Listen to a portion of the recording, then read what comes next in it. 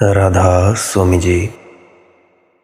बाणी बाणी राधा स्वामी दयाल सतनाम सतपुरुष की।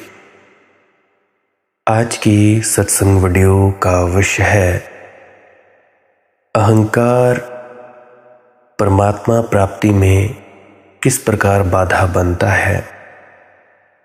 क्यों अहंकारी व्यक्ति परमात्मा तक नहीं पहुंच सकता है।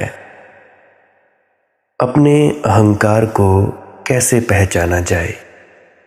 अहंकारी व्यक्ति के किस तरह के लक्षण होते हैं, कैसे पहचाने कि सामने वाला व्यक्ति वाकई विनम्र है या अहंकारी है। तो चलिए संत पलटू साहिब जी की वाणी के माध्यम से आज की सत्संग वीडियो आरंभ करते हैं। गुरु प्यारी सत्कारयोग सत्संगत जी, आप सभी के भीतर बैठे परमात्मा को मेरा प्रणाम। आप सभी के चरणों में मेरा प्रणाम। विनती करता हूँ वीडियो को अंत तक सुनने की कृपालता ज़रूर करें जी, ताकि ये जो आपका मन है भजन सिमरन में तंग करता है, कोई ना कोई प्रश्न का आपको जवाब मिल जाए तो ये आपको तंग करना बंद कर दे और आप लोगों की तरक्की होती रहे। तो चलिए अब मैं अपने मूल विषय की ओर बढ़ता हूँ। अहंकारी व्यक्ति के लक्षण या अहंकार। पलटू साहिब जी की वाणी हम ले रहे हैं कई दिनों से। आज भी पलटू साहिब जी के वचन ले रहा हूँ। हृदय में तो कुटिल है, बोले बचन रसाल, पलटू वह कह काम का, ज्यों नारून फल लाल। पलटू साहिब जी की वाणी है। बड़ी अद्भुत तरीके से उन्होंने विवरण दिया है अहंकारी व्यक्ति का। अब जैसा कि वे कहते हैं अपनी वाणी में, पलटू वह कह काम का, ज्यों नारून फल लाल। नारून का एक फल होता है, सर्च कर लेना गूगल पे। देखने में तो सुंदर होता है, सुर्ख लाल होता है, लेकिन बाहरी वेशभूषा से भलेखे में मत पड़ जाना, भ्रम में मत पड़ जाना। बस देखने में ही सुंदर दिखाई पड़ता है, परंतु अगर खाओगे तो कड़वा और तिक्त मालूम पड़ेगा। दूर से देखो तो प्यारा और अगर चखो तो जहर। ठीक ऐसे ही हमारा अहंकार है। अहंकारी व्यक्ति के वेशभूषा है। दूर से देखो तो स्वर्ण मंडित, सोने से मड़ा हुआ, हीरे जवाहरातों से जड़ा, मोती की मालाओं से श्रृंगारित होता है। अगर पास आओ तो जहर है, शुद्ध जहर है। ये मैं ऐसे ही हवाबाजी नहीं कर रहा हूँ। मेरी ज़िंदगी में बहुत से लोगों से मैं मिला, दूर से दिखाई पड़ते बहुत ज़्यादा विनम्र, वाह जी वाह, इनसे ज़्यादा तो मालिक का भक्त कोई हो ही नहीं सकता। परंतु जब पास आते हैं, बोलते कुछ और हैं, भीतर कुछ और चलता है, शरीर के औरे में कुछ और दिखाई पड़ता है। दिखाते हैं प्रेम, परंतु अंदर से भेदभाव, अंदर से नफरत और भी न जाने क्या क्या चलता है। शुद्ध जहर होता है यह व्यक्ति, अहंकारी व्यक्ति। हृदय में तो कुटिल है, बोले बचन रसाल। अहंकारी हमेशा हृदय में तो कुटिल होता है, जाली होता है, पाखंडी होता है, और अगर मीठे वचन भी बोलता है तो वैसे ही बोलता है जैसे कि कोई मछली को पकड़ने के लिए कांटे में आगे आटा लगाता है। कोई मछली को आटा खिलाने के लिए नहीं, मछली को फंसाने के लिए, पकड़ने के लिए जाल बिछाता है। दिल तो कांटे पर है, आटा तो सिर्फ कांटे को छुपाने के लिए है। अहंकार भी बड़े मीठे वचन बोल सकता है। मेरी बात याद रखना, बोलना ही पड़ता है उसे, क्योंकि उसी मिठास में जहर छिपाया जा सकता है। एलोपैथी की दवाई आप लोगों ने देखी होती तो जहर है, कड़वी होती, मगर ऊपर छोटी सी चीनी की परत होती है, मीठी मीठी। वह छोटी सी चीनी की परत में तुम उसे गटक जाते हो, नहीं तो उसे भीतर ले जाना मुश्किल हो जाए। अहंकार भी मिठास की भाषा बोल सकता है। पंडित पुरोहित भी बड़े मीठे वचन बोल सकते हैं, लेकिन भीतर सब कुटिलता है। लाला झंडूराम को टिल्लू भाई ने दावत पर आमंत्रित किया था। टिल्लू भाई का स्वास्थ्य उन दिनों खराब चल रहा था, इसीलिए भोजन में अन्य व्यंजनों के साथ साथ खिचड़ी भी थी।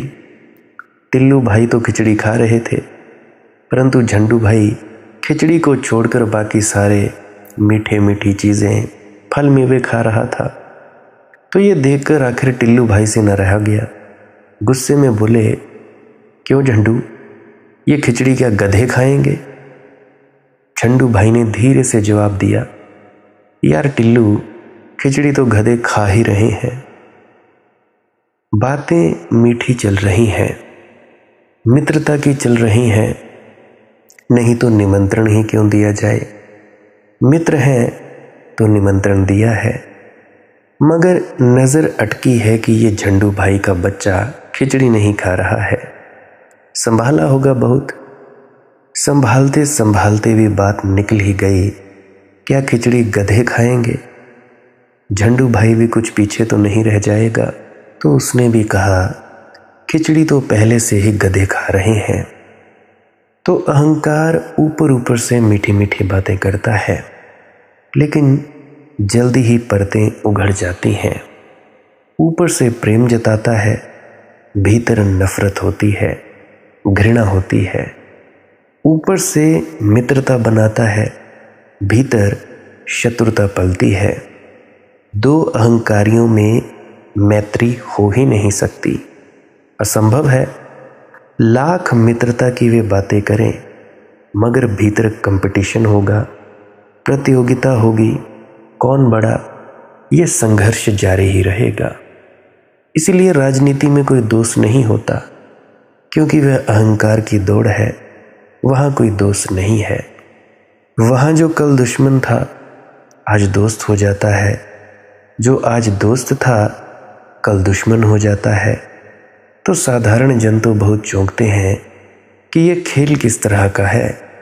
कल जिसको गालियां दे रहे थे एकदम उसका सम्मान शुरू हो जाता था, क्योंकि कल वो पिछले कल किसी दूसरी पार्टी में था, आज अपनी पार्टी में है तो सम्मान देते हैं। तो राजनीति में जिनको तुम अपना समझ रहे हो वे भी अपने नहीं हैं। वे भी किस घड़ी दूसरे घोड़े पर सवार हो जाएंगे कहना मुश्किल है। राजनीति में कोई मित्र नहीं होता। मैकियावेली ने राजनीति की गीता लिखी। मैकियावेली ने अपनी किताब प्रिंस में राजनीति के सारे मूल आधार, मूल सूत्र लिख दिए। तो मैकियावेली सोचता था कि मेरी इस किताब के छपने के बाद ज़रूर मुझे किसी बड़े साम्राज्य का वजीर होने का मौका मिलेगा। कौन सम्राट इतने बुद्धिमान आदमी को नहीं चाहेगा? लेकिन बड़ी नौकरी मिलना तो दूर, मैकियावेली को किसी देश में टिकने तक नहीं दिया गया था। क्यों? क्योंकि लोगों ने देखा जो इतना समझदार है वह खतरनाक है, और उसने बातें तो लिखी हैं सारी जो नहीं लिखनी चाहिए, वह साफ साफ लिख दी। जैसे उसने लिखा कि राजनीति में ना कोई मित्र होता है ना कोई शत्रु होता है, इसलिए मित्र को भी ऐसी बात मत कहना जो तुम शत्रु से छिपाना चाहते हो, क्योंकि कल ये मित्र शत्रु हो सकता है। और इस शत्रु के खिलाफ ऐसे शब्द मत बोलना जो तुम मित्र के खिलाफ नहीं बोलना चाहोगे, क्योंकि कल यह शत्रु मित्र हो सकता है। तो मैकियावेली निश्चित ही राजनीति का सबसे बड़ा कुशल पंडित था, वैसे ही जैसे भारत में कौटिल्य हुआ। अब कौटिल्य तो कुटिलता का अवतार समझो। धन की दौड़ हो, पद की दौड़ हो, यश की दौड़ हो, जहाँ भी अहंकार है वहाँ ये दोहरा खेल चलेगा। हृदय में तो कुटिल है, बोले बचन रसाल, पलटू बह के काम का, ज्यों नारून फल लाल। तो पलटू जी फरमाते हैं कि सावधान रहना, मीठे मीठे बचनों में मत आ जाना। अरे दूसरों की छोड़ो, मैं अपनी खुद की बात में बीच में लाता हूँ, मुझसे भी सावधान रहना। जांच परख करके ही मेरे साथ मित्रता बनाना। पहले ठोक पीट के बजा के ये देख लेना कहीं ये मीठे मीठे वचनों में बोल बोल कर हमें फंसा तो नहीं रहा है, कहीं ये हमें उलझा तो नहीं रहा है, भटका तो नहीं रहा है, भरमा तो नहीं रहा है। पहले मेरे वचनों को समझना, उन पे चलने की कोशिश करना। अगर चलने के बाद तुम्हें अच्छा रिजल्ट मिले, तुम्हें अच्छी कामयाबी मिले, तुम्हारी तरक्की हो, तुम्हारी ज़िंदगी संभल जाए, तुम्हारे घर से कलह क्लेश मिट जाएं, तुम्हारे घरों में से बीमारियां चली जाएं, तुम्हारे अपने कर्मों के कारण जो भी तुम नया करोगे, अगर मेरे बताने के कारण तुम्हारे वहाँ पे सुख शांति आती है, तब मुझे जानना कि हाँ इस व्यक्ति को विश्वास करना चाहिए, वरना मुझ जैसे से भी सावधान रहना। सीधी बात। जिसको लगता है कि मैं गलत व्यक्ति हूँ, उस व्यक्ति को मुझसे सावधान रहना चाहिए, क्योंकि अक्सर कहा जाता है कि पानी पियो छानकर, गुरु बनाओ जानकर। जानने के बाद ही गुरु बनाया जाता है, किसी से मार्गदर्शन या उपदेश लिया जाता है। पहले तुम लोग मेरी बातों को अपनी ज़िंदगियों में उतारने की चेष्टा करो। 2-3 महीने होते हैं, 2-3 महीने मुझे सुनना शुरू करो, सुनने के साथ साथ अपनी ज़िंदगियों में लागू करना शुरू करो। अगर 2-3 महीने के बाद कोई फल मिले तब तो ठीक, अगर फल ना मिले फिर मुझ जैसों को बिल्कुल भी मुंह मत लगाना, कोई सुनने की ज़रूरत नहीं है। वो एक एडवर्टीज़मेंट भी आती थी, पहले इस्तेमाल करें फिर विश्वास करें, कहा जाता था ना। तो पहले भाई मेरे वचनों को इस्तेमाल में लाओ, यूं ही नहीं किसी के पीछे आंख बंद करके चल पड़ना है। पूरी तरह से ठोक पीट कर व्यक्ति का पता करो कि यह कहता क्या है, क्या इसकी बात में दम है, क्या इसकी बात जब हमारी ज़िंदगी में लागू होती है हमें लाभ मिलता है। अगर तो लाभ मिलता है फिर तो ठीक है, नहीं तो मुझ जैसे कई हैं, कई आए हैं, कई आते रहे हैं और कई आते रहेंगे। तो मैं कह रहा था कि भाई पलटू बह के काम का, ज्यों नारून फल लाल। सावधान रहना, मीठे मीठे वचनों में मत आ जाना, अच्छी अच्छी बातों में मत उलझ जाना। बातें बहुत लच्छेदार हो सकती हैं, मगर तुम्हारे लिए फांसी का फंदा भी बन सकती हैं। बहुत सावधानी से फूंक फूंक कर कदम रखना।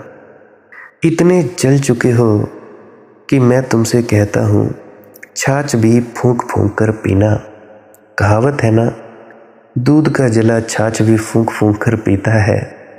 तुम इतने लूटे गए हो, इतने सताए गए हो, इतने परेशान किए गए हो, सदियों सदियों में तुम्हारा इतनी तरह से शोषण किया गया है कि मैं तुमसे कहता हूँ, छाछ भी फूंक फूंक कर पीना। कोई हर्जा नहीं, थोड़ी देर लगेगी फूंकने में, और क्या होगा, मगर छाछ भी फूंक फूंक कर पीना, नहीं तो फिर डर है कि भाई फिर जलोगे। तो सावधान। ऐसे ही आंख मूंद कर किसी के भी पीछे लगने की कोई ज़रूरत नहीं है। पहले देखो कि भाई कहता क्या है, जिंदगी में उतारो फिर आगे बढ़ो। सब तीर्थ में खोजिया गहरी बुड़की मार, पलटू जल के बीच में किन पाया करतार। देखो पलटू जी कितनी अद्भुत बात कह रहे हैं।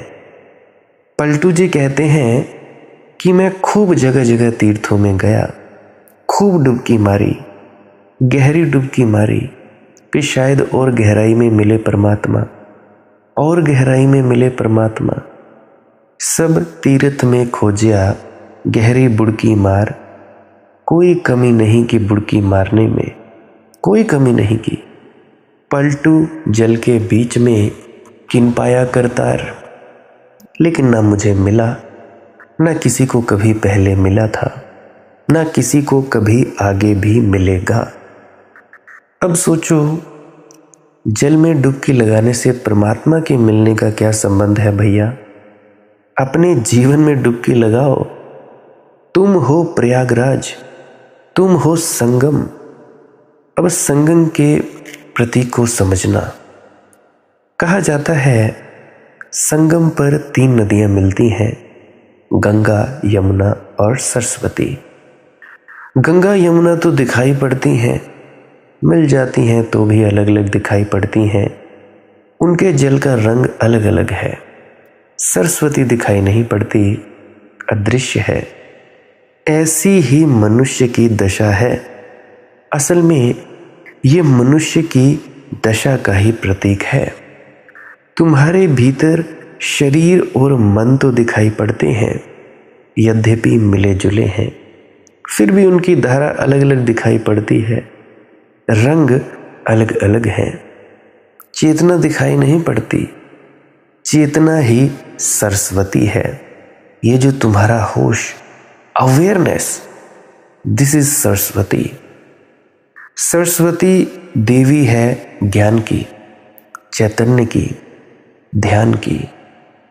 तुम्हारी चेतना नहीं दिखाई पड़ती, वह सरस्वती है। तो मन, शरीर और तीजी आत्मा, इन 3 का मिलन तुम्हारे भीतर हो रहा है। यही है प्रयागराज, तीर्थों का तीर्थ। कहीं और जाने की जरूरत नहीं है। मैं कहता हूं कुंभ मेलों में मत भटको। कुंभ मेला तुम्हारे भीतर रोज ही लगा हुआ है। तुम ही हो कुंभ, इसमें ही डुबकी मारो। बाकी अगर कोई जाना चाहता है तो मैं रोकता भी नहीं, जाना है तो जाओ, आप लोगों की अपनी अपनी श्रद्धा है। परंतु जो मैं कहता हूँ सच्ची सच्ची बात ही कहता हूँ। जो मैंने जाना है, जो मेरा खुद का अनुभव है, मैं तो केवल उसको ही बोल सकता हूँ। फिर भी कहता हूँ, दावा नहीं करता कि जो मैंने जाना है वही सत्य होगा। हो सकता है, नहीं भी हो सकता है। अगर आप लोग भी अमल में लाओगे तो हो सकता है आप लोगों को भी हो जाए। बहुत लोगों को हुआ है, हो रहा है। बहुत लोगों की चढ़ाइयाँ हो रही हैं, ब्रह्म पार करके पार ब्रह्म में प्रवेश कर पाए हैं। बहुत से लोग हैं जो डांट सुन सुनकर आगे बढ़ रहे हैं, कुछ मेरी गालियाँ सुनकर आगे बढ़ रहे हैं, तो बहुत से हैं भाई। तो मैं कहता हूँ तुम ही हो कुंभ, इसमें ही डुबकी मारो। सब तीर्थ में खोजिया गहरी डुबकी मार, पलटू जल के बीच में किन पाया करतार। बहरे हस्ती का अजल से हूँ शनावर, लेकिन आज तक बाकिफे राजे तहे दरिया ना हुआ। तैराक हूँ, पुराना तैराक हूँ। बहरे हस्ती का अजल से हूँ शानवार, लेकिन अस्तित्व की खोज में तैरने की कला सीख ली है, डुबकी मारने की कला सीख ली है। आज तक बाकिफे राजे तहे दरिया ना हुआ। यद्यपि खूब तैरा, खूब डुबकी मारी, लेकिन अब तक मुझे जीवन की सार संपदा हाथ नहीं लगी। आज तक बाकिफे राजे तहे दरिया ना हुआ। वह जो इस जीवन का अंतस्थल है, वह मेरे हाथ में नहीं आया है। सब तैरना व्यर्थ गया, सब डुबकी लगाना व्यर्थ गया। जो डूबना हो तो काफी है एक आंसू भी, तेरा कसूर की तू करके आव हो ना सका। एक आंसू भी काफी है। अगर प्रीति का हो, भक्ति का हो, श्रद्धा का हो, ध्यान का हो, समर्पण का हो, तो एक आंसू भी डुबा लेगा और एक आंसू में ही करतार मिल जाएगा। और नहीं तो तुम जाओ तीर्थों में, डूबते रहो, व्यर्थ ही तुम्हारी यात्राएं होंगी। हालांकि अगर तीर्थों पर जाने के बाद भी मान लिया डुबकी भी लगा ली, ध्यान में नहीं उतरे, तो सब व्यर्थ। डेरों में जाकर भी ध्यान में नहीं उतरे, भागते रहे कि बाबा मेरी तरफ देख ले, कपड़ों को हाथ लगा लें, राधा स्वामी बुला लें, या बाबा मेरे पर दृष्टि डाल दे, सब व्यर्थ। जिस तरह से बाबे को मिला भाई, उसी तरह से तुम भी डुबकी मारो भीतर। बाबे को कैसे मिला? क्या भागने से? क्या अपने गुरु को राधा स्वामी बुलाने से? क्या अपने गुरु की बार बार दृष्टि पड़वाने से? नहीं भाई नहीं। एक हाथ पार हो गया ठीक है, उसने कमाई की है भाई। कमाई कैसे की? जिस तरह से तुम लोगों को बताया। नामदान के वक्त सबको हिदायतें दी कि नहीं दी? बाबा ने ऐसे पाया, जैसे उसने पाया वैसा उसने तुम्हें बता दिया। अब तुम लोग क्या खोज कर रहे हो भाई? क्या खोजते हो? जाओ डेरों में, सत्संग सेंटरों में, सत्संग सुनो, गुनो, जिंदगी में उतारो, अमल में लाओ। बाबा जी महाराज क्या कहते हैं सत्संग में, उसको ध्यान से सुनो। सो मत जाओ, ध्यान से सुनो, उस पर चिंतन मनन करो। जहां अड़चन है पता लग जाएगा। और जब सत्संग पंडाल से बाहर आओ, जहां भी तुम लोग ठहरे हुए हो, फिर ध्यान में बैठो। ये है असली कीमिया। इससे तुम लोगों को फायदा मिलेगा। ऐसे नहीं कि मुंह उठा के चल दिए जी भंडारा है, जाना है जी जाना है, दर्शन कराते हैं। दर्शनों की भी महिमा है, क्योंकि जैसे ही गुरु का शरीर पास से गुजरता है, एक व्यक्ति का ऑरा होता है 9-10 फीट का, परंतु संतों का ऑरा थोड़ा ज़्यादा खुला होता है। पूरा पूरा पंडाल ध्यान में डुबाने का दम रखता है संत। तो संत जब पास से गुजरता है, अगर तुम लोग ग्रहणशील हो, तो जैसे ही पास से गुजरेगा संत, तो तुम्हारे अंदर जो वाइब्रेशन, जो झनकार बजेगी, उससे तुम्हारा फायदा होगा। बाहर आ जाओ, अपना जहाँ पे ठहरे हो ध्यान में डूबो। नहीं डूब सकते तो सो जाओ। सोने के बाद उठो, हाथ मुंह धोना तो धो लो, खाना पीना तो खा लो, फिर बैठो। तब फायदा है डेरे में रहने का। ये मैं उन लोगों की बात कह रहा हूँ जो डेरा ब्यास में अक्सर जाया करते हैं। देखो भाई, बातों का मजमून नहीं है। अक्सर बाबा जी महाराज भी फरमाते हैं कि बेटा ये करने का मार्ग है, बातों का मजमून नहीं। प्यार को करनी में जाहिर करो, लफ्ज़ों में नहीं कि बाबा जी हम आपको बड़ा प्रेम करते हैं, हमारा अपने सद्गुरु से बड़ा प्रेम है।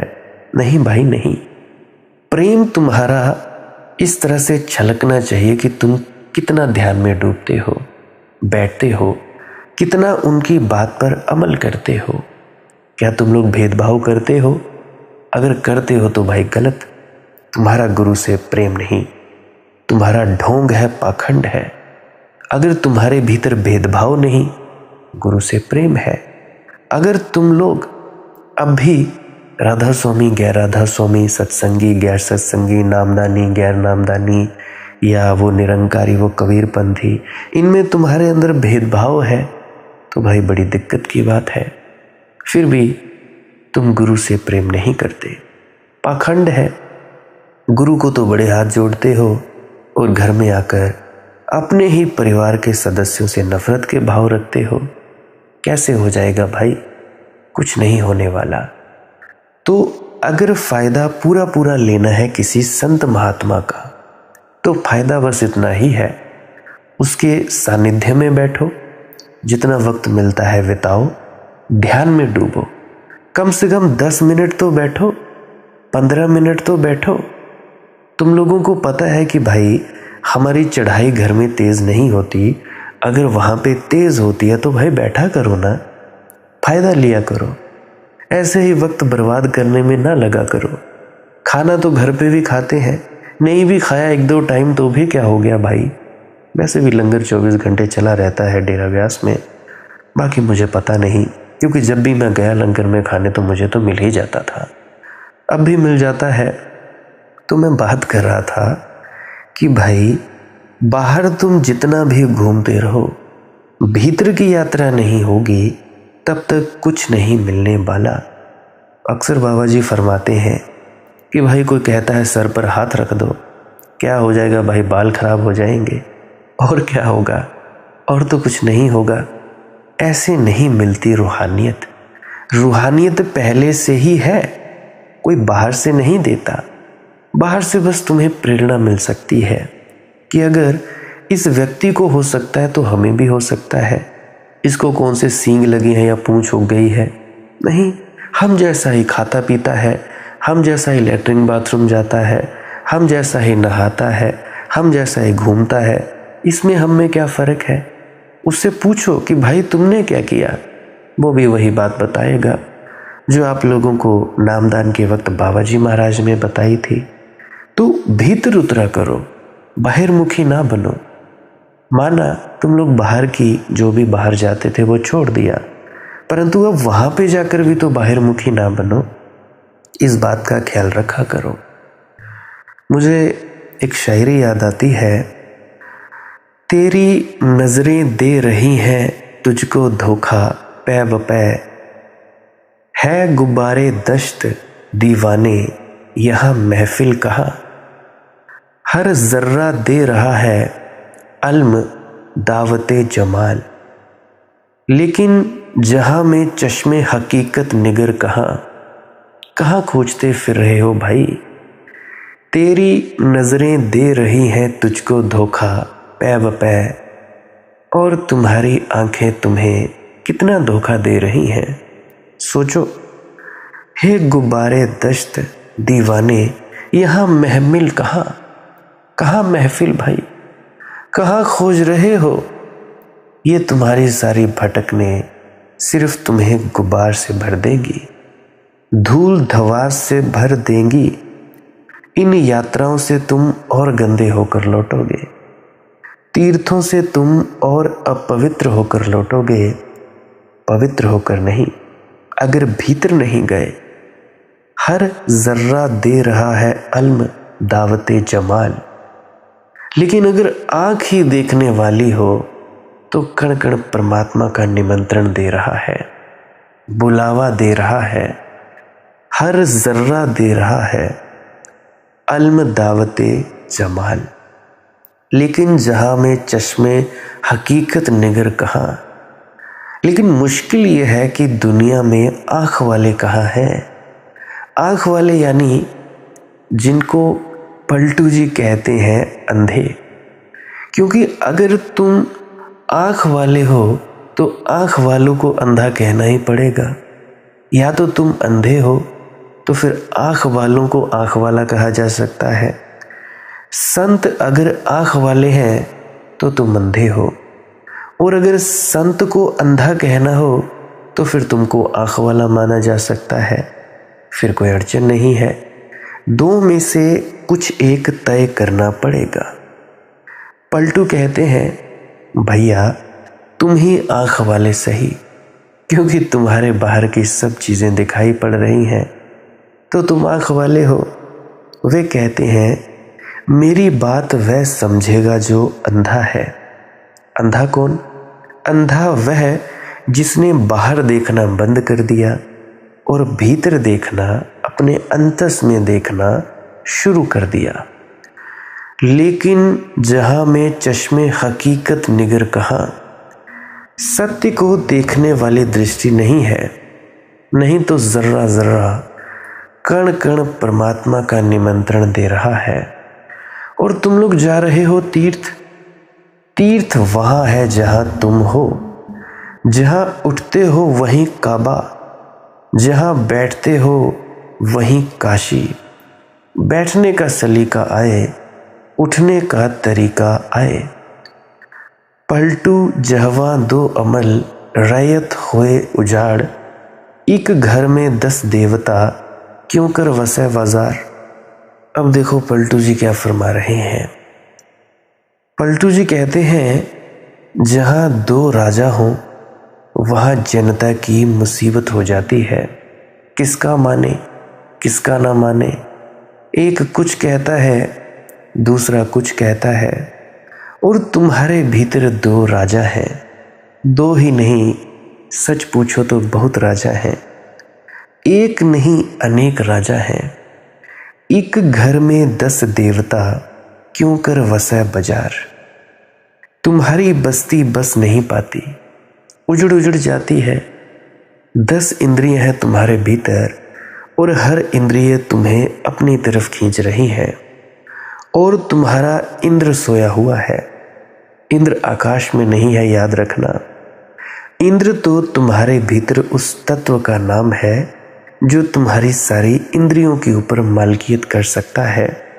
मैंने पिछले वीडियो में भी बताया था, इंद्र वह जो इंद्रियों का मालिक है। इंद्र वह जिसके चारों तरफ इंद्रियां नाचे, जो सिंहासन पर विराजमान हो सके। इंद्र का अर्थ है स्वामित्व, और स्वामित्व किसका हो सकता है? सोए हुए का नहीं हो सकता। सोया हुआ तो अनेक होगा, जागा हुआ एक हो सकता है। सोने में तो अनेक सपने होंगे, जागने में सब सपने खो जाएंगे, सिर्फ जागरण बचेगा। अब तुम लोग जरा सोचो, रात को तुम लोग सो जाते हो, सपने आते हैं, अनेक हो जाते हो, एक से अनेक हो जाते हो। सपने में खुद ही किरदार बन जाते हो, एक्टर, खुद ही विलेन, खुद ही कुछ ना कुछ बना लेते हो। सपना ही है ना, एक से अनेक हो गए। ऐसे ही ये परमात्मा की दुनिया है, एक से अनेक हुई पड़ी है। यह दुनिया भी एक सपना है। तो जब जागोगे तो क्या देखोगे? कुछ नहीं, खुद को देखोगे। अरे मैं तो सपना देख रहा था। तो एक बचेगा, सिर्फ जागरण बचेगा। पलटू जहवां दो अमल, रैयत होए उजाड़। एक तुम्हारी आत्मा है जो कहती है कि चलो परमात्मा की तरफ, और एक तुम्हारी देह है जो कहती है चलो पदार्थ की तरफ। देह खींचती है जमीन की तरफ और आत्मा खींचती है आकाश की तरफ। अब तुम लोगों ने कई बार महसूस किया होगा, जब जब तुम ध्यान में बैठते हो, शरीर की पकड़ छूटती है। ऐसा महसूस होता है कि आसमान में उड़े जा रहे हो, बड़ा ही उड़ने जैसा आभास होता है। तो देह खींचती है जमीन की तरफ और आत्मा खींचती है आकाश की तरफ, और तुम उजड़े जा रहे हो। अब तुम्हारा तनाव है क्या? समझो, मनुष्य के जीवन में इतनी चिंता क्या है? एक ही चिंता, एक ही तनाव कि विपरीत की तरफ खिंचाव है। कोई बोलते हैं कि भाई ऐसा हो गया, ऐसा नहीं होना चाहिए था, वो पहले जैसा ही होना चाहिए था, वो ऐसा नहीं होना चाहिए था, ऐसा होना चाहिए था, वो ऐसा पहले नहीं था, वैसा हो गया। ऐसी है बात। तनाव, विपरीत की तरफ खिंचाव। इसमें तय करना जरूरी है कि कौन मालिक है, कौन गुलाम है। अधिक लोगों ने तय कर रखा है कि शरीर मालिक है, आत्मा का तो पता नहीं, इसलिए शरीर ही मालिक होना चाहिए। तो शरीर में है 10 इंद्रियां, फिर 10 इंद्रियां अपनी अपनी तरफ खींचती हैं। आँख कहती है सौंदर्य की तरफ चलो, जुबान कहती है भोजन की तरफ चलो, कान कहते हैं कि आज संगीत की महफिल जमी है, आज तो उपवास भी हो जाए तो भी कोई फिक्र नहीं, मगर आज संगीत की महफिल से नहीं उठ सकते। आँख कहती है कहाँ की संगीत की महफिल भैया, आज सुंदर फिल्म लगी है, यहाँ चलो वहाँ चलो, यह करो वह करो। 10 इंद्रियां हैं, 10 तरफ खींच रही है। 5 काम इंद्रियां हैं और 5 ही ज्ञान इंद्रियां हैं। सबका खिंचाव अलग अलग चल रहा है। तुम लोग रोज तो इस बात से जूझते हो, क्या करें भाई, अखबार पढ़ें, सिनेमा देखने जाएं, डिस्को में जाएं, नाचें गाएं, किसी मित्र से मिलाएं, बाल बच्चों के पास बैठें, शतरंज बिछा दें, कैरम बोर्ड खेलें, क्या करें क्या ना करें। 24 घंटे छोटी छोटी चीज़ों के संबंध में भी उलझन चल रही है। मैंने एक वीडियो देखी इंस्टाग्राम पर, कोई व्यक्ति थे जो पुलिस में भर्ती थे, रिटायर्ड हो गए, अच्छी खासी पोस्ट से रिटायर्ड हो गए। उनके जो पुराने व्यक्ति थे वो कहीं दूर दूर चले गए। अब वो घर में पड़े रहते, आलसी तो नहीं हुए, कभी कुछ करते तो कभी कुछ करते, अकेलापन खाने लगा। उनको ये नहीं आया कि भाई भीतर उतरा जाए, ध्यान में डूबा जाए। ये तुम सबकी हालत है। 24 घंटे छोटी छोटी चीज़ों के संबंध में भी उलझन चल रही है तुम्हारे भीतर। स्त्रियां घंटों लगा देती हैं कई, यही तय नहीं हो पाता कि कौन सी साड़ी पहने, कौन से वस्त्र पहने, कौन सी शर्ट पहने, कौन सी पैंट पहने, कौन सी जूती पहने। झंडू भाई अपनी गाड़ी में बैठा हॉर्न पर हॉर्न बजा रहा था। बात याद आती है झंडू भैया की। देर हुई जा रही है, समय निकला जा रहा है, ट्रेन पकड़नी है और पत्नी है कि उतर ही नहीं रही है ऊपर से। जब उसका हॉर्न पर हॉर्न बजना सुना तो उसकी पत्नी खिड़की से झांकी और कहा कि सुनो जी, 1 घंटे से कह रही हूँ कि 1 मिनट में आती हूँ, लेकिन बस लगे हो हॉर्न पर हॉर्न बजाने में। 1 घंटे में कह रही हूँ कि 1 मिनट में आती हूँ, तय ही नहीं हो पाता। तय करना ही मुश्किल है। छोटी छोटी चीज़ों में तय करना मुश्किल हो जाता है भाई।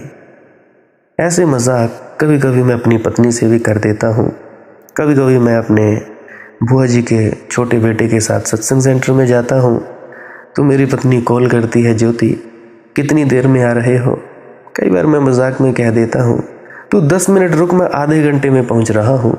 तो ऐसे मैं भी कभी कभी मजाक कर देता हूँ। तुम लोग अपने मन को देखना, कोई भी संदेह पैदा कर दे सकता है ये तुम्हारा मन, कोई भी। लेकिन तुम्हारे मन में संदेह पैदा करना बिल्कुल आसान है। मन संदेह से भरा ही है और एक मन नहीं है तुम्हारे पास, अनेक मन है, एक भीड़ है और इस भीड़ में तुम खिंचे हो, तने हो, परेशान हो रहे हो। इस परेशानी में तुम कभी भी जीवन की स्थिरता को उपलब्ध नहीं हो सकते। और जो स्थिर नहीं है कैसे परिचित होगा स्वयं से? जो स्थिर नहीं है कैसे परिचित हो सकता है? थी ना आजादे फना किश्ती ए दिल, ए ना खुदा मौजे तूफान से बची तो नजरे साहिल हो गई। कोई एजाज़े सफ़र था या फरेबे चश्मे शौक, सामने आकर निहा आंखों से मंजिल हो गई। कोई एजाज़े सफ़र था या फरेबे चश्मे शौक, सामने आकर नेहा आंखों से मंजिल हो गई। कितनी ही बार मंजिल बिल्कुल करीब आ गई है, ये रही और फिर आंखों से ओझल हो गई है। क्योंकि तुम मुड़ गए, क्योंकि तुमने मोड़ ले लिया और मोड़ पर मोड़ है, हर कदम पर मोड़ है।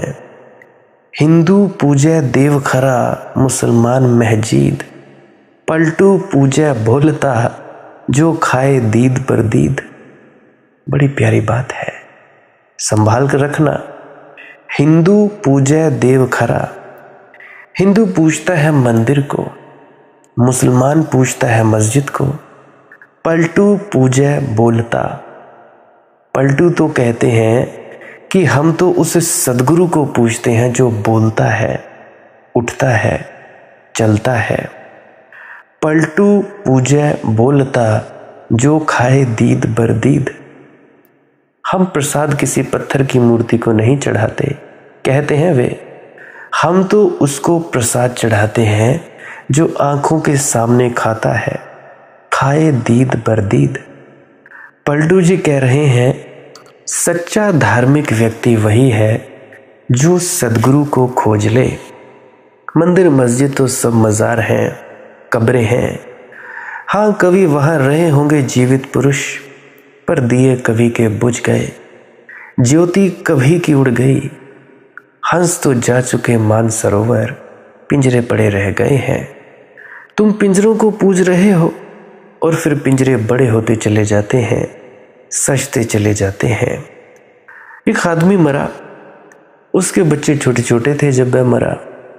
तो जब बच्चे पिता के जाने के बाद सोचने बैठे कि अब हम क्या करें, पिताजी क्या क्या करते थे, उनकी परंपरा को बचा कर रखना है। तो उन्होंने देखा कि एक बात पिताजी रोज़ करते थे, खाने के बाद बाहर ही एक आले में उन्होंने एक सींक रख छोड़ी थी, उससे दांत साफ करते थे। पुराने ज़माने की कहानी है, हमारे ज़माने की। वैसे तो जो मुझे सुनते हैं वो मेरे से भी पुराने ज़माने के हैं। हम अक्सर दातुन किया करते हैं। तो जो पुराने मकान हुआ करते थे कच्चे, एक आला सा छोटी सी खिड़की बनाई होती थी, तो उसमें हम कई बार चीज़ों को रख देते थे। अब तो बड़ी बड़ी खिड़कियां हैं, बाहर भी होती थी पहले। तो ऐसे ही उनके पिताजी आले में छोटी सी सीख सी छोटा सा तना टुकड़ा सा रखते थे, बाहर दांत साफ करते थे। तो वे सोचने लगे कि इसमें ज़रूर कोई रहस्य होगा, ऐसा हमने कभी नहीं देखा। और कोई काम छोड़ दे वे, मगर इस सींख से दांत साफ ज़रूर करते थे। इस सींख में बड़ा कुछ राज है। अब बच्चे थे, उनको दांत साफ करने की ज़रूरत भी नहीं थी। बूढ़ा बाप था, उसके दांतों में संदेह भी हो गई थी, सींख की ज़रूरत भी पड़ती थी, छेद थे। बच्चे तो दांत क्या करें, साफ ही थे, कुछ सीख की ज़रूरत न पड़ती थी। उन्होंने 2 फूल चढ़ाने शुरू कर दिए उस सीख पर, और क्या कर सकते हैं। फिर वे धीरे धीरे बड़े हुए। तो उन्होंने कहा कि सीख रखे हुए है, ये भी क्या बात है, बाप की याद। तो उन्होंने चंदन की एक बड़ी लकड़ी तैयार करवा ली, खुदवा ली, सुंदर बनवा ली और रख दी। फिर और बड़े हुए, फिर काफ़ी कमाई की, नया मकान बनाया। तो उन्होंने कहा आला शोभा नहीं देता, एक छोटा मंदिर ही बना दो। एक छोटा उन्होंने संगमरमर का मंदिर बना दिया। उसमें बीच में एक सोने की बड़ी लकड़ी की प्रतीक, लेकिन अब कान या दांत खुजाने की लकड़ी से इसका कोई संबंध न रहा। प्रतिमा हो गई, मूर्ति हो गई, इस पर रोज़ फूल चढ़ाना। और उन्होंने कहा कि अब हम कब तक फूल चढ़ाते रहेंगे, 1000 काम है, एक पुजारी रख दो। तो उन्होंने 100 रुपया एक दिन का पुजारी रख लिया। तो आरती उतारे और गायत्री पढ़े। तो जब कोई फ़कीर उस घर में ठहरा तो उसने पूछा कि मैंने बहुत मंदिर देखे, ऐसा मंदिर नहीं देखा कि सोने का एक डंडा। ये तुमने कोई शंकर जी की पिंडी का नया आधुनिक ढंग निकाला है, ये तुमने क्या बनाया है भाई। तो उसने खोजबीन की तो बात पता चली, पीछे गया, पूछताछ करी उसने, समझा आखिर में बात ये निकली कि बाप एक सींख रखता था और उससे दांत साफ किया करता था। तुम्हारे मंदिरों के पीछे इस तरह की कहानियां निकलेंगी। मैंने सुना है एक फ़कीर एक गांव में ठहरा, एक आदमी ने उसकी बड़ी सेवा की। जब फ़कीर जाने लगा तो अपना गधा उस आदमी को दे गया। उस पर बड़ा खुश था, उसकी सेवा पर खुश था, और फ़कीर के पास कुछ था भी नहीं। फ़कीर तो चला गया, लेकिन फ़कीर का गधा था तो शिष्य उसकी पूजा करता। जिस पर उसका गुरु बैठा हो उस गधे की पूजा की ही जानी चाहिए। वह फूल चढ़ाता, चंदन लगाता, गधा क्या बिल्कुल पंडित पुजारी मालूम होता, माला पहनाता। और जब वह इतनी सेवा करता उसकी, तो गांव के लोगों ने भी देखा कि कुछ राज होना चाहिए। लोग भी मालाएं पहनाने लगे गधे को, चंदन के टीके लगा जाते, फूल चढ़ा जाते। फिर कुछ और मनौती करने लगे। किन्हीं की मनौतियां भी पूरी हो गई, जैसे तुम मन्नतें मांगते हो। किसी को बच्चा नहीं होता था, बच्चा हो गया। हालांकि गधे का इसमें कोई हाथ नहीं था, लेकिन लोग रुपया चढ़ाने लगे। फिर तो उस शिष्य ने देखा कि ये तो बड़ा धंधा अच्छा भी है। वह गधे को बांधे बैठा रहता, दिन में कोई 5-6 हज़ार रुपये उसे आ जाते, चढ़ोतरी हो जाती। फिर वह गधा मर गया। शिष्य बड़ा दुखी हुआ, तो उसने उसकी सुंदर मजार बनवाई। अब मजार पर चमत्कार होने लगे, पहले से भी ज़्यादा, क्योंकि पहले तो गधा था तो लोगों को थोड़ा संकोच भी लगता था। अब तो मजार थी, अब तो गधे का कोई सवाल ही नहीं था। मज़ार किसकी ये भी कोई नहीं पूछता। अरे होगी किसी पहुंचे हुए फकीर की, होगी किसी बली की। धीरे धीरे पैसा इकट्ठा हुआ कि उसने एक बड़ा मंदिर बना दिया, खूब धन आया। फिर वह फकीर गुजरा एक गांव से। उसने पूछताछ की कि मेरा एक शिष्य मैं छोड़ गया था, मैं दिखाई नहीं पड़ता। उन्होंने कहा वह है, मगर अब आप उसको पहचान नहीं सकेंगे। ये मंदिर, इस मंदिर का पुजारी वही है। फकीर ने देखा तो वहां तो ठाठ बाट ही कुछ और थे। शिष्य एकदम उठा, पैरों पर गिर पड़ा। शिष्य ने कहा कि मेरे मालिक, क्या भेंट दे गए थे आप भी? मैं तो पहले सोचा कि ये भी कोई भेंट है, मगर संतों के रहस्य संत ही जाने।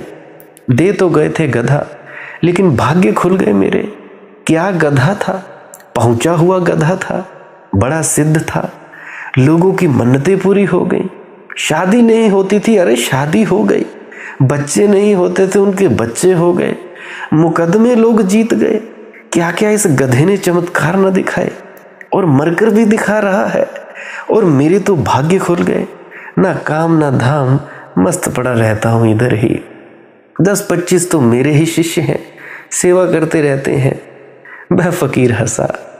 उसने कहा कि ये तो ठीक कहता है, ये गधा कोई साधारण गधा नहीं था। अरे मैं जिस मंदिर में रहता हूं वह इसकी माँ का मंदिर है। ये पुश्तैनी गधा था। इसकी माँ भी बड़ी चमत्कारी थी। मेरे गुरु इसकी माँ मुझे दे गए थे। ये पीढ़ी दर पीढ़ी से सिद्धों का परंपरा है। ये कोई साधारण गधे नहीं है। मंदिर और मस्जिद, पूजा और पाठ ऐसे ही जाल हैं जो खड़े हो जाते हैं। देखते नहीं तुम लोग अपने चारों तरफ नजर मारकर। ये गधों की ही सारी टोलियां हैं। बुरा मत मानना, अगर किसी को मेरी बात का बुरा लग जाए तो भाई क्षमा चाहता हूं। गहराई से सोचो तो ये गधों की ही सारी जगहें हैं। गधों के पास जाते हो, तुम्हारे काम बन जाते हैं। काम बनते हैं तुम्हारे खुद के विश्वास के कारण। और क्रेडिट किसको मिलता है, श्रेय किसको मिलता है? गधे को। उसी तरह से तुम लोगों के काम बनते हैं और क्रेडिट किसको मिलता है? मुझे, गधे को। तो गधों का व्यापार तो बढ़िया चल रहा है। हालांकि मुझ जैसे गधे को थोड़ी कम अकल है, जो धन नहीं कमाता, पैसा नहीं मांगता। मुझ जैसा गधा कोई ज़्यादा अकल वाला नहीं है। तो ऐसे ही सब जाल खड़े हो गए हैं। देखो भाई, बुरा लगा हो तो भाई क्षमा करना। मैं इतना ही जो कहता हूँ मैं सच ही कहता हूँ। ऐसे ही व्यापार चलते हैं, ऐसे ही मंदिर, मस्जिद, गुरुद्वारे, हर चीज़ चलती है। तुम्हारी ही श्रद्धा के कारण तुम्हें चीज़ें मिलती हैं, तुम्हारे ही विश्वास के कारण तुम्हें चीज़ें मिलती हैं, और कोई बात नहीं होती। श्रद्धा उमड़ाए तो घर पे भी तुम लोग कुछ भी प्रकट कर सकते हो। नहीं उमड़े तो मंदिर चले जाते हो, क्योंकि वहाँ बहुत से लोग श्रद्धा लेकर जाते हैं, तो वहाँ की दीवारें वो ऊर्जा की तरंगे पी जाती हैं। ऐसे ही मंदिर सिद्ध हो जाते हैं, गुरुद्वारे और तुम्हारे गिरजे, मस्जिदें ऐसे ही सिद्ध हो जाती हैं, क्योंकि तुम लोग अपनी श्रद्धाएं लेकर जाते हो। श्रद्धा लेकर जाते हो तो वो जो स्थान है वो पवित्र हो जाता है। अब गुरुद्वारे में जाकर देखो, गुरबाणियों का पाठ चलता है। शाम को या सुबह को कीर्तनीय कीर्तन करने लगते हैं, तो वो जो ऊर्जा है दीवारों में तरंगों की तरह पी लेती हैं दीवारें। तुम वहाँ जानते हो बड़ी ही शांति मिलती है, तो उसका तो एक लाभ है। बाकी जो लोग बिजनेस करते हैं उनका तो कहना ही क्या। गुरु की महिमा है, सच्चे संत सतगुरु की। तो मंदिर और मस्जिद, पूजा और पाठ ऐसे ही जाल हैं जो खड़े हो जाते हैं, और फिर एक के पीछे दूसरे लोग चलते रहते हैं। लोग बिल्कुल अंधे हैं, अनुकरण करते हैं। हिंदू पूजै देव खरा, मुसलमान महजीद, पलटू पूजै बोलता, जो खाए दीद बरदीद। पलटू जी कहते हैं, मैं तो सिर्फ उसको पूजता हूँ जो जिंदा है, उसके चरणों में बैठता हूँ जहाँ अभी परमात्मा प्रवाहित है, उसकी सुनता हूँ जिससे परमात्मा बोल रहा है। चार बरन को मेट के भक्ति चलाया मूल। अब जो जागृत पुरुष हैं उन्होंने सारे भेद मेट दिए हैं। 4 वर्णों के, 4 आश्रमों के, हिंदू मुसलमान ईसाइयों के उन्होंने भेद मेट दिए। उन्होंने अभेद को चलाया। अभेद का सूत्र है भक्ति। 4 वर्ण को मेट के भक्ति चलाया मूल। गुरु गोविंद के बाग में पलटू फूला फूल।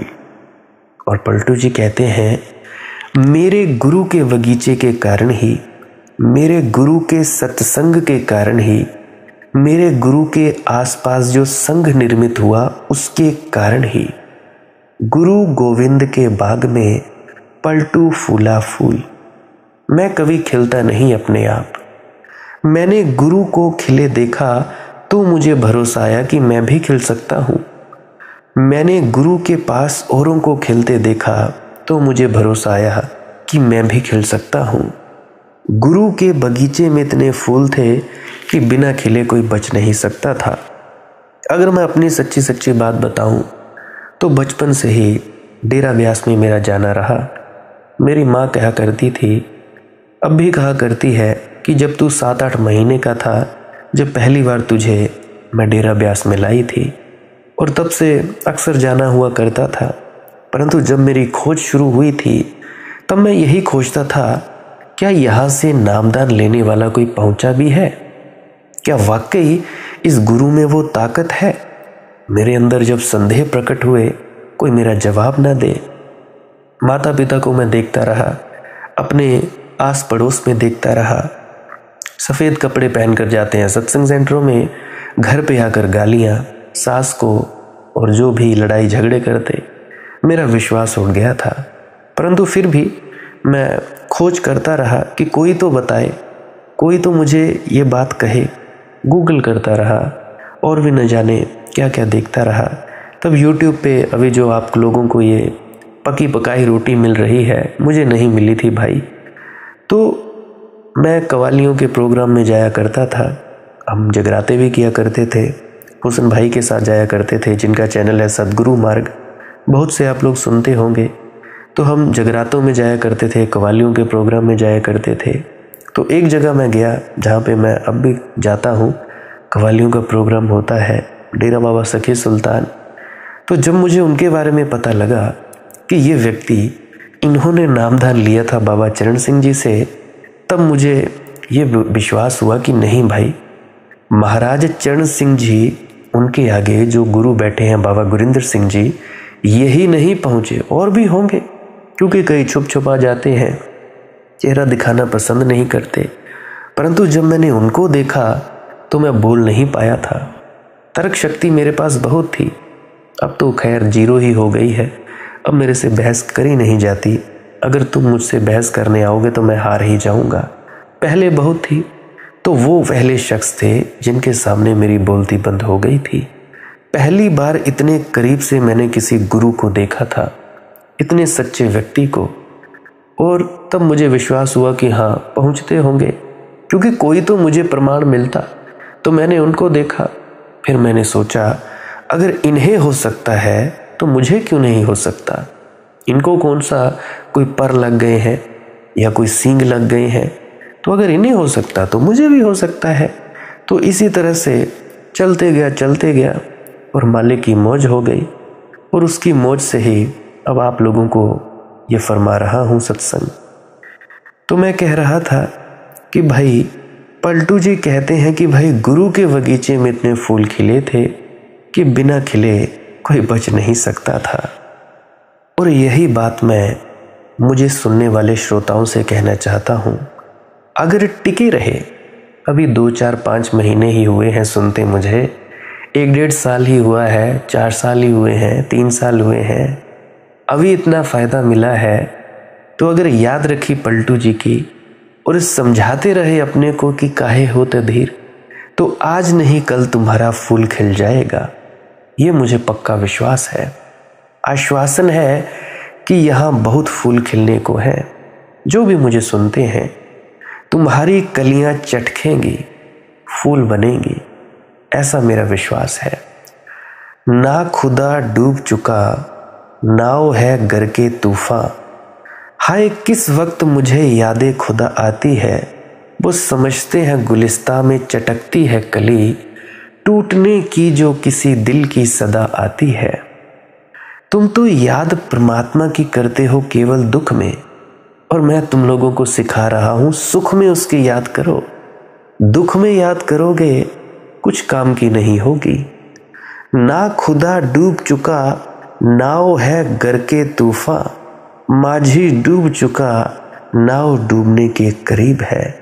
हाय किस वक्त मुझे यादें खुदा आती है, पछताओगे बहुत जब सब डूबने लगेगा। माझी गया, नाव जा रही है, तूफान ने घेर लिया, बचने का कोई उपाय नहीं। उस वक्त ईश्वर को याद करोगे किसी काम नहीं आएगा। उत्सव में आनंद में उसे स्मरण करो, वो समझते हैं गुलिस्तां में चटकती है कली, टूटने की जो किसी दिल की सदा आती है। जब टूटने को हो जाओ, दिल टूटे, वह कोई चटकना नहीं है, वह कोई फूल का खिलना नहीं है।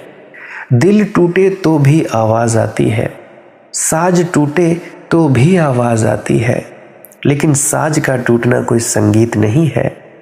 सदगुरु के पास भी कली के चटकने की आवाज आती है, लेकिन वह चटकने की आवाज है, फूल बनने की आवाज है, साज पर संगीत उठने की आवाज है। लेकिन लोग भटके हैं मुर्दा धर्मों में, और लोग अपने को धोखा देने में बड़े कुशल हैं। कुछ तो इतने मूर्खानंद हैं कि फरमाते हैं 5 नाम ही सब कुछ है भैया, 5 नाम में बड़ी पावर है। मैं नहीं कहता कि भाई पावर नहीं है, होगी, है भी, परंतु उसके आगे भी तो चलो भाई, शब्द धुन को भी तो सुनो। क्या इतने गुरु जो चले चलाए हैं वो कोई मूर्ख थोड़े ना थे? हालांकि मैं तो हूँ मूर्ख, तुम भी हो, वो थोड़े ना थे पागल जो कहते फिरे भाई धुन सुनकर मन समझाई, कोट जतन से ये नहीं माने। धुन को नहीं पकड़ोगे बड़े बड़े गिर जाते हैं, बड़ों बड़ों को मैंने गिरते देखा है, आखिरी मंजिल से भी मैंने गिरते देखा है, बाकियों की छोड़ो मैंने खुद को भी गिरते देखा है। बिल्कुल फाइनल पे पहुंचा, फिर गिरा, फिर उठा। ये मैं अपने अनुभव की बात बताता हूँ। बड़े बड़े गिर जाते हैं भैया, तो सावधान, लोग अपने को धोखा देने में बड़े कुशल हैं। धोखा देना सस्ता भी है, कीमत भी नहीं चुकानी पड़ती। मुर्दों को पूजना आसान भी है, क्योंकि मुर्दे तुम्हें बदल नहीं सकते, और तुम्हारे दिल में जो हो अपने संबंध में मान लेना तुम मान सकते हो, क्योंकि मुर्दे तुम्हें रोक नहीं सकते। जो चाहो अर्थ करो शास्त्र का, कौन तुम्हें अटका सकता है? कोई नहीं। शास्त्र नहीं कह सकते कि यह गलत है, मूर्ति नहीं कह सकती कि यह गलत है। सदगुरु मौजूद होगा तो एक तो तुम हिम्मत ना कर सकोगे गलत अर्थ करने की, और हिम्मत भी की तो उसका डंडा तुम्हारे सिर पर होगा, उसकी तलवार सदा चोट करने को तत्पर होगी। और कुछ है नहीं मनदीप भाई ऐसा मत बोला करो मुझे, हमें दर्द होता है, तो भाई तैयारी रखा करो। हथौड़ी और छेनी लेकर बैठा है सदगुरु, वह तुम्हारे अनगढ़ पत्थर को काटेगा, तुम्हें मूर्ति बनाएगा। लेकिन लोग सस्ता कुछ भी मान लें, मानने में ही लोग जीते हैं।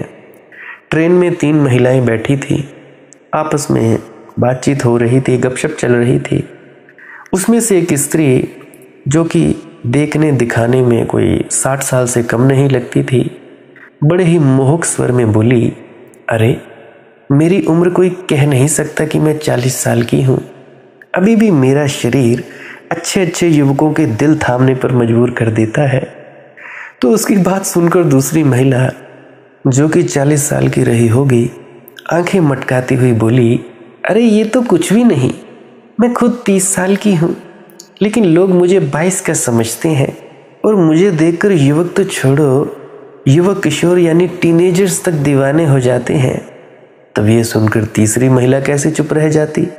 वह बोली, अरे ये सब तो कुछ भी नहीं, लोग तो मुझे अभी 16 साल की ही समझते हैं, जबकि मेरी वास्तविक उम्र 20 साल की है, और युवक और किशोरों की तो छोड़ो, छोटे छोटे बच्चे भी मुझे देख अपना कलेजा थाम लेते हैं। और उस युवती की उम्र होगी कोई 30 साल। स्त्रियां तो स्त्रियां।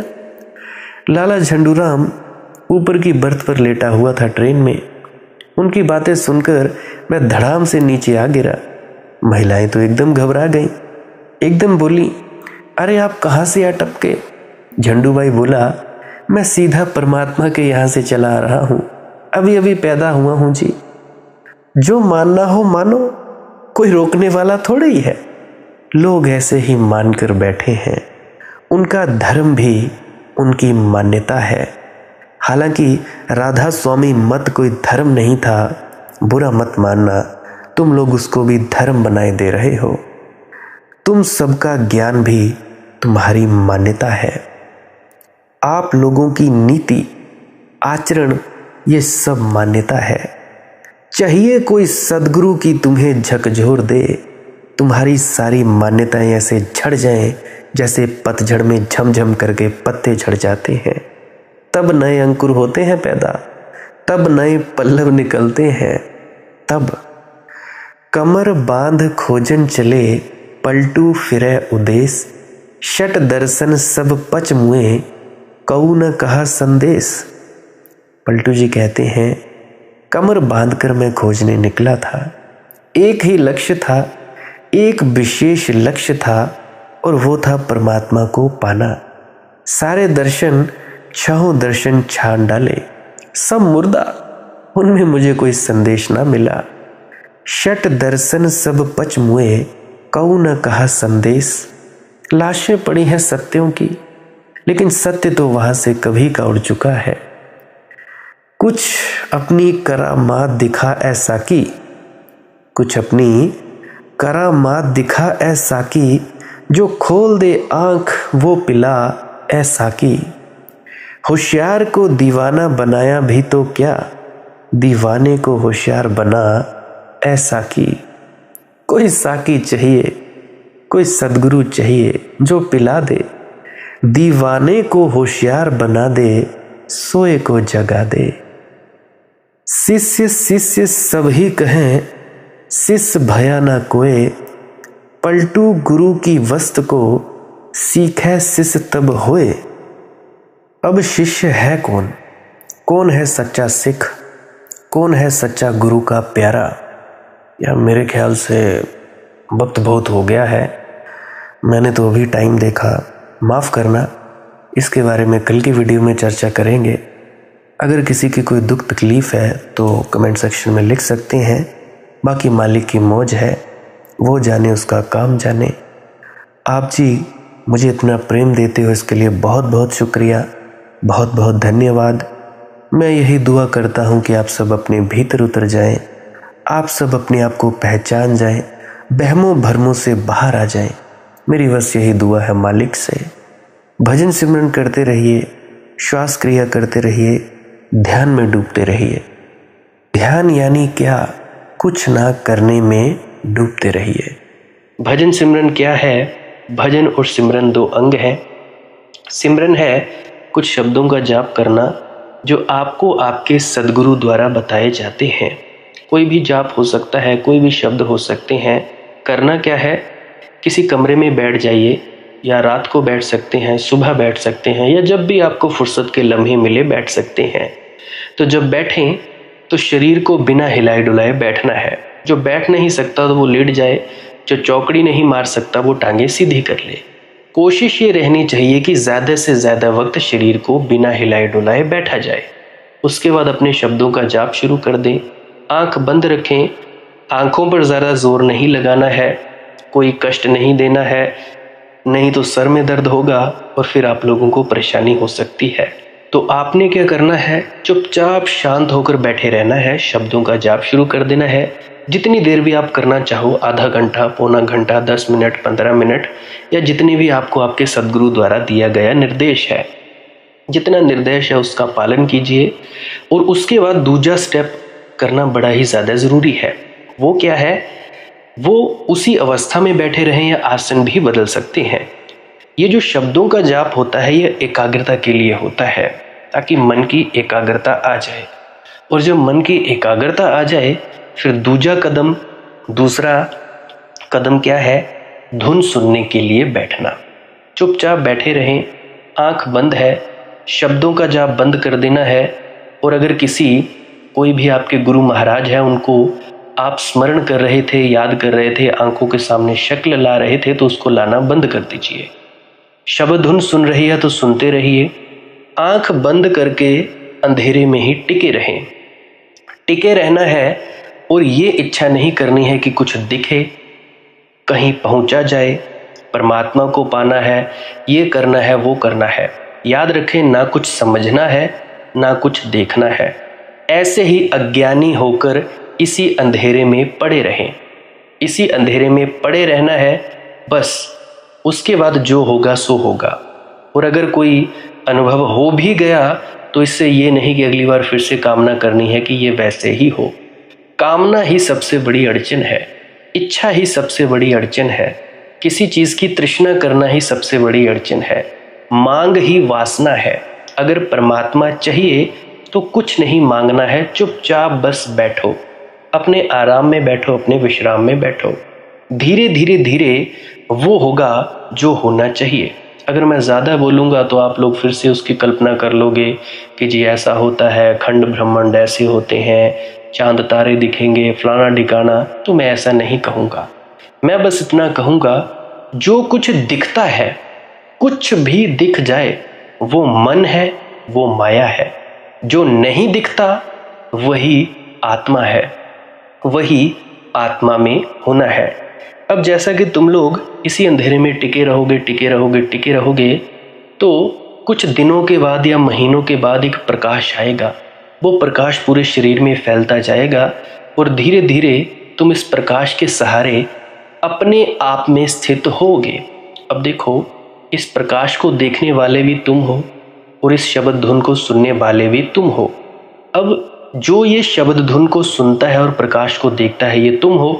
तो अपने आप में स्थित होना है, अपने आप को जानना ही सच्चा आत्मज्ञान है।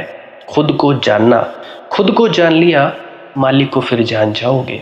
तो इतनी सी प्रक्रिया है। और आगे आप श्वास क्रिया भी कर सकते हो। ये मुझे बताई गई थी विजय शर्मा जी द्वारा। वो एक उच्च कोटि के संत हैं, तो उन्होंने मुझे बताई। अब मेरा फ़र्ज़ बनता है कि आप सभी को बताऊं।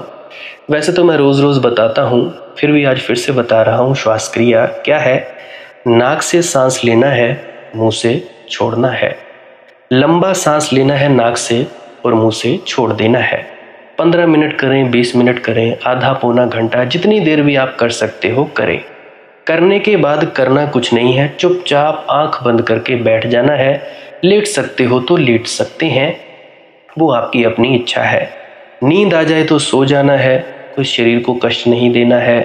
अगर सर घूमने देना है, अगर आपका शरीर कांपे तो कांपने देना है।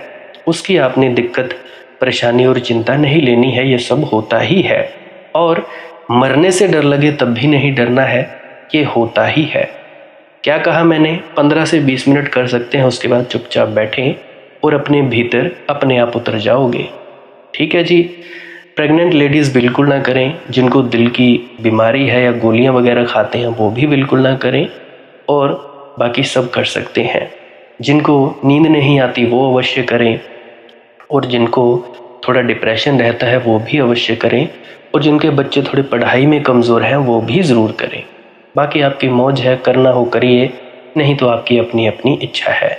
और ध्यान दें, जब सिमरन करें तो उसके बाद सीधा भजन पे बैठें, और जब ये श्वास क्रिया करें तो इसके बाद सीधा भजन के लिए बैठें। अलग अलग प्रक्रियाएं हैं, एकाग्रता के लिए है श्वास क्रिया और एकाग्रता के लिए ही है भजन सिमरन। सिमरन भी एकाग्रता के लिए और श्वास क्रिया भी एकाग्रता के लिए। ठीक है, मिक्स नहीं करना है, अलग अलग करिए। अगर श्वास क्रिया करी तो उसके बाद सीधा धुन सुनने पर बैठें। अगर सिमरन के शब्दों का जाप किया उसके बाद फिर से धुन सुनने पर बैठें। बाकी आपकी अपनी मौज है, जो आपको रुचे वो कर सकते हो। अगर धुन सुनने लगे तो धुन सुनने पर ही डायरेक्ट बैठा जाए, परंतु श्वास क्रिया मत छोड़ना, क्योंकि श्वास क्रिया करने से शारीरिक, मानसिक और आध्यात्मिक लाभ मिलता है। तो बाकी आप कीजिए, आपकी मौज है। और कोई प्रश्न है तो कमेंट सेक्शन में पूछ सकते हैं, या इंस्टाग्राम, टेलीग्राम, फेसबुक पे सर्च करें मालिक की मौत सत्संग, तो वहाँ पे पूछ सकते हैं। प्रश्न पूछने से पहले एक विनती, आप लोग पुरानी सत्संग वीडियोस को अवश्य सुनिए। क्या पता आपके प्रश्नों के जवाब मिल जाए और आप अपने भीतर ध्यान में उतर जाएं। बाकी आपकी अपनी मौज है। लाइक कर सकते हैं इस वीडियो को अगर आपको कुछ सीखने को मिला है, और कमेंट सेक्शन में राधा स्वामी ज़रूर लिखें। सब्सक्राइब कर सकते हैं इस चैनल को अगर रोज़ रोज़ नए नए सत्संग सुनना चाहते हैं। और बाकी आप सत्संग लगा के छोड़ दीजिए, और बस छोड़ दीजिए। सुनते सुनते आप ध्यान में प्रवेश करेंगे या तो आप जी सो जाएंगे, तो आपकी मौज है। बाकी आप लोग अगर शेयर करना चाहो अपने मित्रों तक तो कर सकते हैं, नहीं तो मालिक की मौज है, कोई चक्कर नहीं है। आप मुझे इतने अंत तक सुनते हो, इतने अंत तक सुनने के लिए आपका बहुत बहुत शुक्रिया, बहुत बहुत धन्यवाद। और मुबारक हो आप लोगों ने जो आनंद प्राप्त किया। अब मैं अपने गुरु महाराज को प्रणाम करता हूँ। आप सभी के भीतर बैठे परमात्मा को भी प्रणाम करता हूँ। मेरा प्रणाम स्वीकार करें। राधा स्वामी जी।